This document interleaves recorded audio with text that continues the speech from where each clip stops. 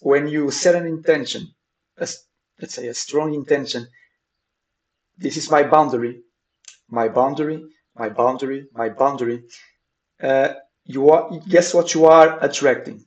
You are saying, don't do this, don't do this, don't do this, don't do this.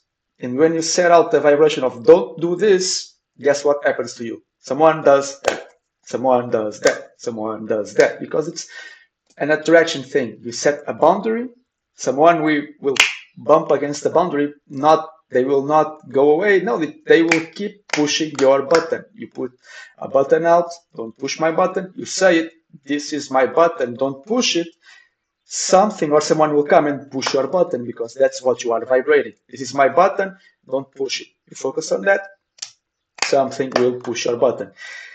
So boundaries depends on how you are defining boundaries, but usually in terms of attraction, what you attract, and that's everything, they work against you. When you say, don't do this to me, or I don't want that, guess what you are attracting? That. So you don't need to set your boundaries, at least on that way anymore. Just set your vibrational tone. Let's say, for example, this is your boundary. I don't like when you do this. Great, great information. I don't like when someone does that to me. I cannot tolerate that. Cool. But if I don't want this in my life, I will not put a boundary label on it because when I push against it, I attract it. If I don't want this in my life, I will focus and pay attention. What do I want? So if this person wakes me up at 5 a.m. every day, for example, and I don't like it, I want to be able to sleep as much as I can, as I want to. And you start to focus there. And you bring the emotion of that. And that's your boundary. Because when you vibrate, radiate love, nothing that is not love cannot enter automatically. You don't even need to set a boundary. And I know this with relationships and people we care a lot. It's harder and it's innocent because we care about them, we want to please them, we want to be good for them, and we get tied up in this sort of uh, games, in this sort of beliefs of I can compromise for you, you can compromise for me, and that's okay until it's not okay. It's okay until you are like, nah, it's too much for me. But in terms of boundaries, I would suggest set no boundaries. Be as free as you want to be. Let the other person be as free as they want to be, but set your tone. Okay, for this relationship, what do I want? How do I want to vibrate in this relationship? I want to be in love. I want to appreciate. I want to be appreciated. I want to be in harmony. I want to connect when we have good things to say. I want to have fun with this person. I want to be inspired. I want to be creative. Make that your mental picture of the relationship as good as you can in terms of feeling, in terms of emotion. If it's hard, if it's something that it's hard because you have history and things are repeating and all of these things, go general. Okay, for me, the feeling I want for this relationship is just peace.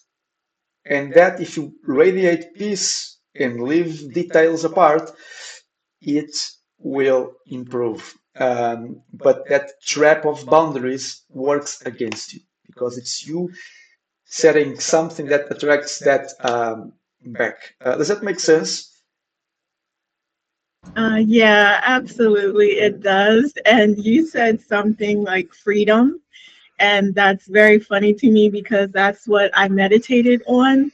Because I feel like sometimes, and I don't know if it's just me, but like sometimes when you feel like you've been wronged, you sort of like make yourself into this victim, and I just like meditated on like letting that go because I know I'm not a victim, and just what came out of that was just freedom and Uh-huh. just like being in a place where I do feel peace and love, and I can stay on that frequency with this other person.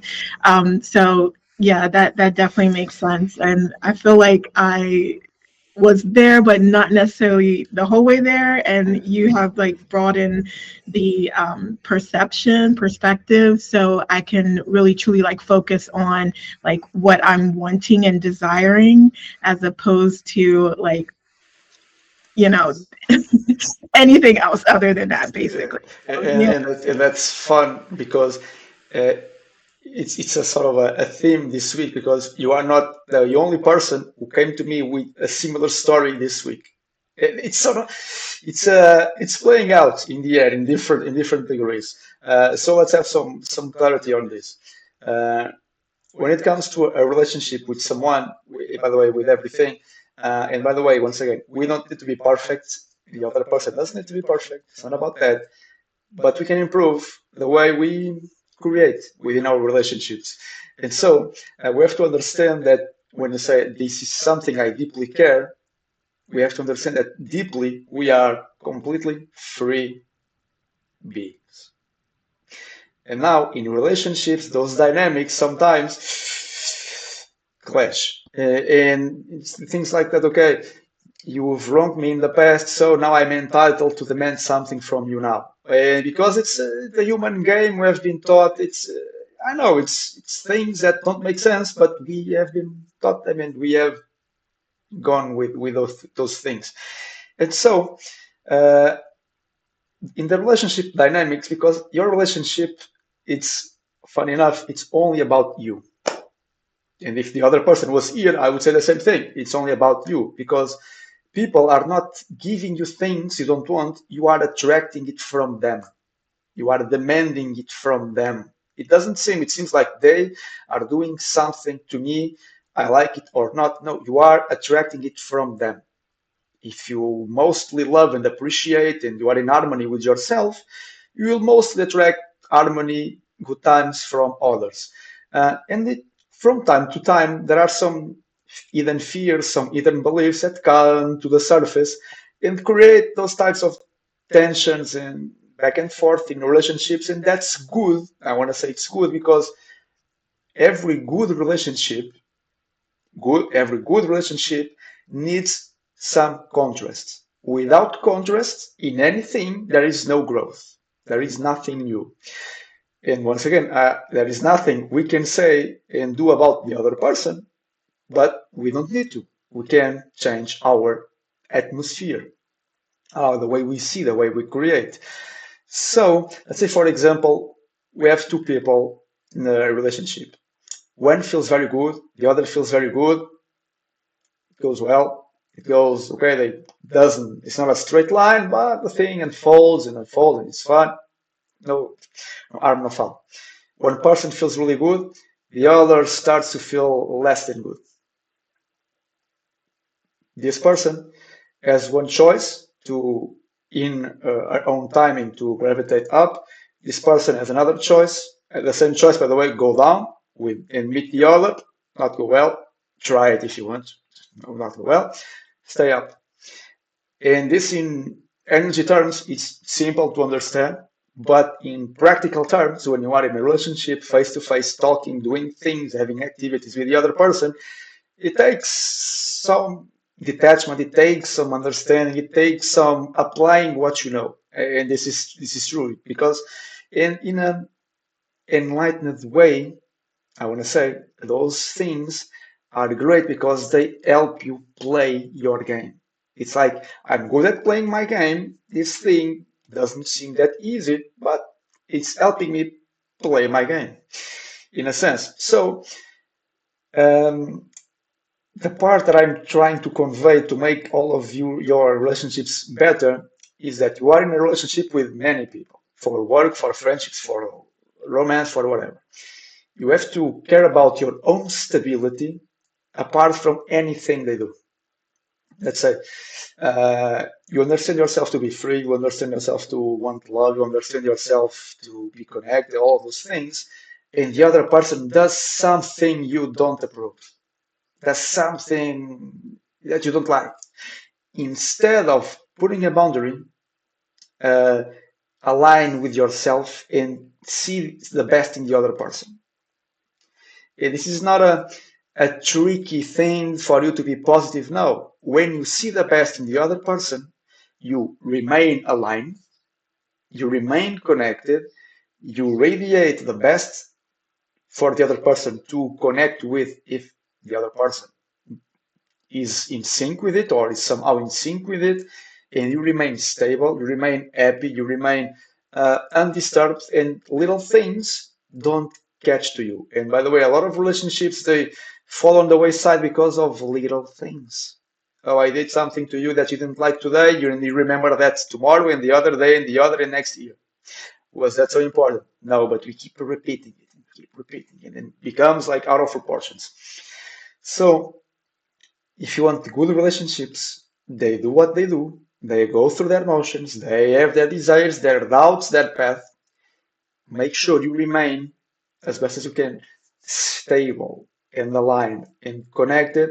No need for perfection, but reach for that better feeling place and become whole within yourself. Because when you are whole within yourself, and I know this takes your timing, takes time, takes introspection, takes meditation, takes following your joy. Basically, that's all it takes. Following your joy. When you function as a complete person, and yes, you have your ups and downs, okay, but generally you are a complete person, the other person who is with you will reflect that mostly.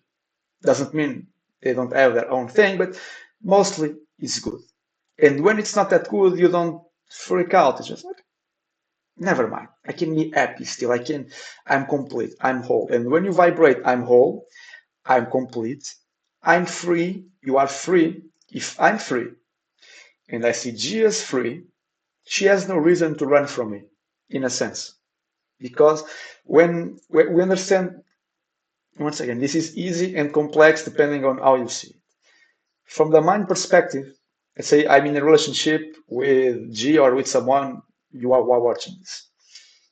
If I feel like a victim, I will evoke from you something aggressive because that's my creation. I'm a victim. The ones in my environment reflect to me the fact that I'm a victim. So, in some way, shape, or form, you will say something to me that hurts me. My creation. I feel like a victim. This is what I'm attracting. If I don't feel like a victim, I will not attract something like that from someone else. And even if they say something that to me, it doesn't stick. It feels like, no, that was not for me. It doesn't come to my field. If I feel free, Gia doesn't feel the need to run. She doesn't feel stuck because I'm not holding her hostage. And the same way, the same goes both ways. Because before you have the need to, okay, I want to run from this thing, I want to move away, you feel constricted, you feel restricted. And once again, it's not the other person doing it to you, you are doing it to yourself. And the other person sort of reflects that. So if you feel free and radiate freedom, there is nothing the other person feels like I must protect from the relationship. The relationship makes me feel constricted. No, there is nothing there to activate those thoughts. Great disclaimer with all of this, because it's once again, it's simple in energy terms, and the more you approach it like that, the more simple it gets. But I know in real time, face to face, bad to bad relationships, are the dynamics still are the same, but it feels more complicated. And by the way, you never know uh, the path of the other person. You don't know your path. So you don't know the path of the other person. So you don't know what the other person desires, what they will be doing in 10 years. You don't know if they need to take a detour to come back. Those things you don't know, and it's none of your business. You have to take, okay, they have their own journey. I mind my own business, and I hope we can all mind our business together. But if we don't, for a while or whatever, I must be okay with it. That's absolute freedom. I don't need anything from you. I love you still. Perfect freedom. And yes, I know it takes your journey to reach this vibration. And once again, it seems like I'm talking about you making the other person feel better, but I'm talking about making you feel better, and the other person can drink from that energy.